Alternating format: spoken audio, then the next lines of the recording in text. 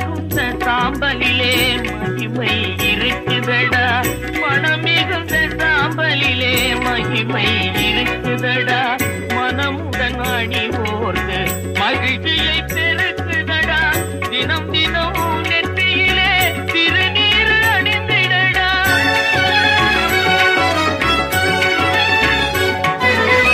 தினம் தினம் நெற்றியிலே திருநீர் அணிந்திடடா, தீர்ந்திடும் அச்சமெல்லாம் தெய்வம் துணை காட்டுமடா. கந்தன் திருநீர் அணிந்தால் கண்டபிழை ஓடிவிடும், குந்தகங்கள் மாறி இன்பம் குடும்பத்தை நாடி வரும்.